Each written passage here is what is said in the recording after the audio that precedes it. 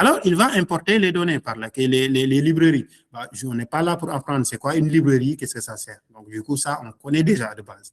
D'accord? Donc, ne vous inquiétez pas, si vous avez des questions de ce niveau, librairie, etc., on va faire des formations, on fait des formations, en tout cas dans ce sens-là, qui n'est pas seulement DataIQ.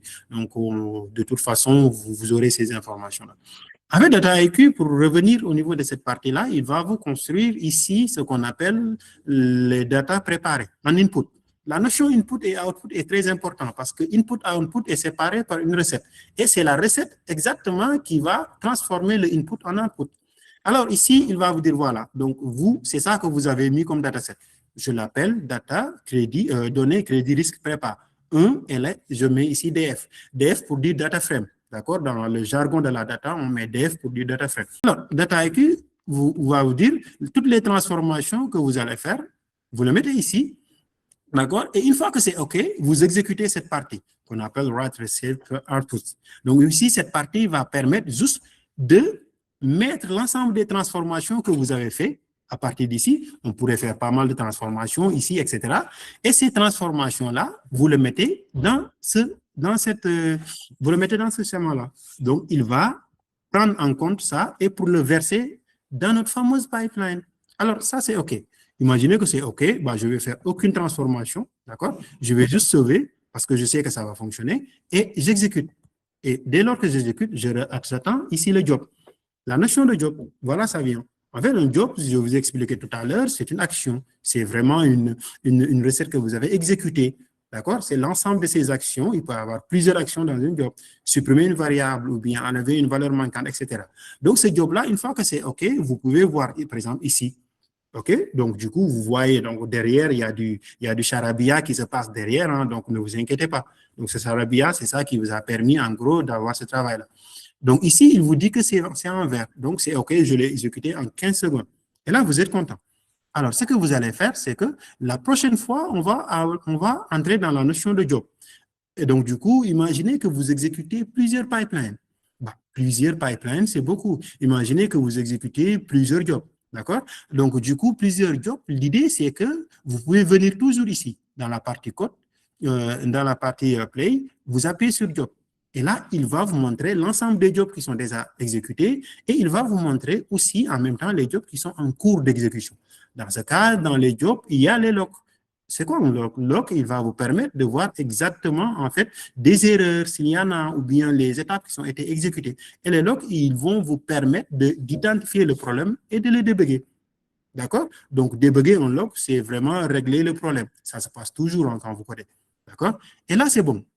Là, on connaît c'est quoi un job. Là, on connaît aussi c'est quoi un scénario. D'accord? Vous connaissez aussi c'est quoi une recette. Vous connaissez aussi c'est quoi un projet. Et là, maintenant, vous connaissez très bien c'est quoi un flow, dataset. Donc, ça, c'est des notions que vous allez toujours utiliser. Vous allez toujours vous croiser avec ces personnes-là. Alors, on va faire formation DataIQ. Donc, si vous ne savez pas là où vous êtes, revenez sur cette partie. Donc, une fois que vous revenez ici, go to flow. Et là, on voit notre flow. On a exécuté et la date de sortie est là. N'oubliez pas, hein, je suis en train de vous expliquer la recette Python qu'on avait fait, hein, le résultat qu'on a eu.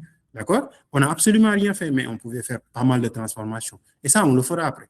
Donc, du coup, voilà ça. Voilà. Donc, on a ce dataset de sortie. Donc, on pouvait être beaucoup plus malin. On pouvait faire autre chose que ça. D'accord? Alors, on va revenir sur cette partie-là. On connaît maintenant comment utiliser du Python. Bah, exactement, c'est la même chose. On n'aura pas le temps pour vous montrer du R. SQL intégré, etc. D'accord? Bah, c'est quoi une librairie personnalisée? Je vais vous montrer une notion qui est très importante au niveau de DataIQ. Bah, vous pouvez noter, hein, donc je ne vous demande pas de connaître toutes ces notions. Après, avec l'expérience, vous allez connaître. Une fois avec les formations pratiques qu'on va faire sur les 2 jours, vous allez bien maîtriser ces notions-là. Vous n'avez pas besoin d'être vraiment des experts dessus. L'idée, c'est vraiment, il faut juste que vous ayez la volonté de comprendre. OK, alors on va aller sur la partie librairie personnalisable. On verra c'est quoi ça. Les projets qui se font au niveau des entreprises, c'est des projets d'envergure. C'est des projets qui ont besoin de packages dans Python, d'accord? Et on va créer ce qu'on appelle, les personnes créent du package. Ils vont créer leur propre librairie ou bien même embarquer plusieurs librairies dans Python. Et ces librairies-là, en fait, ils vont créer ce qu'on appelle un noyau. Un noyau, c'est un kernel. Et le kernel, dedans, il y a l'ensemble des fonctions que vous avez voulu. Et du coup, dans cette kernel, il y a les librairies Python, Pandas, etc. et spécifiques à votre projet. Et c'est ça que vous allez utiliser pour faire votre projet en quelque sorte quand vous utilisez du Python coding ou bien quand vous utilisez du R, du SQL, du Spark, pardon.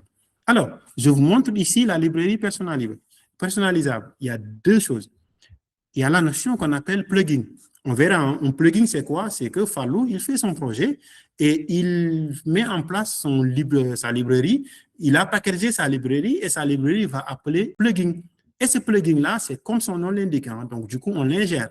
Donc, ce plugin-là, je l'ai mis avec mon PC local. Donc, du coup, je vais le communiquer à DataIQ. Je vais lui dire, DataIQ, attention, ce plugin-là, c'est l'ensemble des fonctions et des librairies que j'ai besoin qu'il fasse mon projet. Donc, du coup, lui, il y a une façon de le dire. Et je vais vous montrer comment le faire. On peut aussi le personnaliser. Alors, on va aller ici, toujours. Si vous remarquez bien, on vient toujours dans l'environnement. Alors, donc, du coup, qu'est-ce qu'on va faire? Il y a deux façons de faire les plugins. Il y a quelque chose que je ne vous ai pas montré, hein, donc je l'ai fait exprès, c'est cette partie-là. C'est extrêmement important. Ici, c'est le menu, en quelque sorte. C'est le menu en quelque sorte. Vous entrez dans un restaurant, on vous montre l'ensemble des menus. C'est-à-dire, on vous montre l'ensemble des fonctionnalités qui se passent. Bah, c'est le moment de vous le montrer. On n'avait pas besoin de vous montrer tout ça. Donc, je vais vous dire après tout ça, ce que ça signifie, qu'est-ce qu'on peut faire avec l'ensemble de ces fonctionnalités. Bah, là, on se limite sur la partie plugin. Donc, le plugin, je vous ai expliqué, hein, donc ça permet de mettre en place du kernel ou mettre en place, en fait, ça peut être pas mal de choses hein, que vous voulez que DataIQ comprenne et vous l'utilisez dans votre projet. Et là, vous appuyez sur la partie plugin.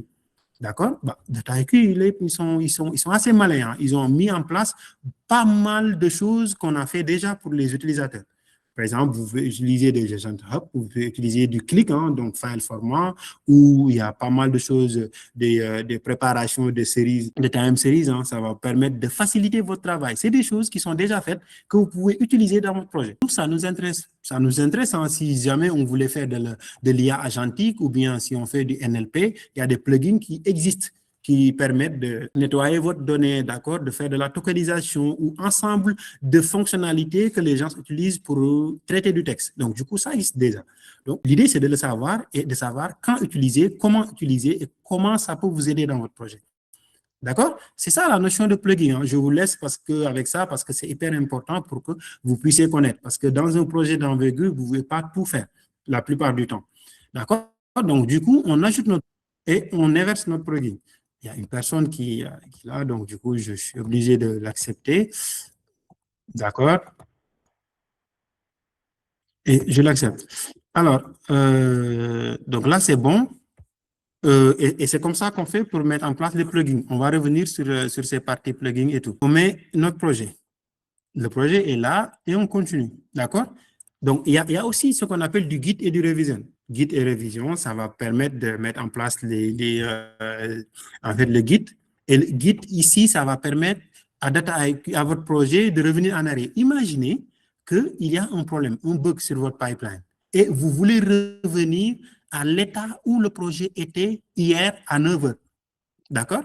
Et donc, du coup, le guide va vous permettre ça. Parce qu'à chaque fois que vous lancez une recette, à chaque fois que vous lancez un job, il va créer un tag. Et ce tag-là, il va créer une sorte d'historique. Il va vous dire, il va enregistrer l'ensemble du projet. Et vous pouvez revenir en arrière toujours. D'accord? Appuyez ici pour le guide. C'est très facile. Donc là, on va revenir, tac, dans cette flow. Là, c'est les scénarios et les jobs. Tac. On revient dans le projet. Déjà, il faut savoir, le guide, il est enregistré ici. Donc, on a dans la branche master. Dans cette branche master, on appuie sur ces 3 points et là, on regarde la versionning. Donc, version contrôle. C'est version contrôle qui vous permettent d'adapter au niveau de la partie guide. D'accord? On est dans le flow. On appuie sur ces 3 fonctions et là, on met version contrôle. Donc, tout ce qu'on a fait, si vous remarquez très bien, il crée un tag. Et ce tag-là va enregistrer l'état actuel du projet quand vous lancez ce job-là. Et donc, du coup, par exemple, ici, je pouvais revenir en arrière. D'accord? J'appuie ici et là, je fais un reverse.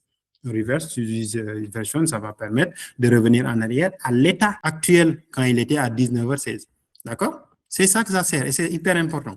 On peut merger, on peut faire pas mal de choses ici, mais ce qui nous intéresse la plupart du temps, ce qu'on utilise sur cette guide DataIQ, c'est vraiment essayer de retourner en arrière. D'accord?